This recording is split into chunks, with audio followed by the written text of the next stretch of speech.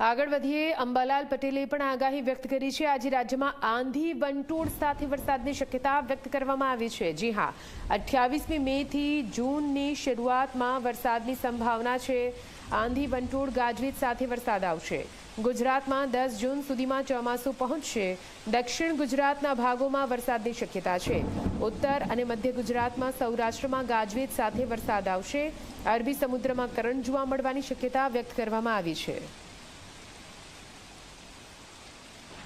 તારીખ 28મી મે થી જૂનની શરૂઆત સુધીમાં સૌરાષ્ટ્રના કેટલાક ભાગો અને ઉત્તર સૌરાષ્ટ્રના ભાગો તેમજ ઉત્તર ગુજરાતના ભાગો અને મધ્ય ગુજરાતના ભાગો, પંચમહાલના ભાગો, દાહોદ વગેરે ભાગો, અરવલ્લીના ભાગોમાં વરસાદ થવાની શક્યતા રહેશે। વરસાદ ગાજવીજ સાથે થવાની શક્યતા છે। પવનનું જોર વધારે છે। 50 થી 60 કિલોમીટરની ઝડપનું પવન ફૂંકાઈ શકે છે।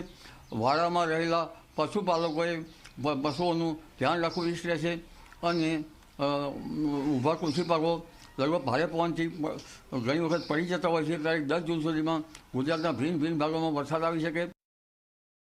રાજસ્થાનના સંલગ્ન ભાગોમાં ભારે ગરમી પડતા ત્યાં હવાનું હળવું દબાણ ઊભું થતાં ભારે ગંડવીજ ફૂંકાશે અને ભારે પવન સાથે ઉત્તર ગુજરાતના ભાગો, સંલગ્ન ભાગો અને લગભગ ઉત્તર ભારતના કેટલાક ભાગોમાં આંધી વંટોળનું પ્રમાણ વધુ રહેશે।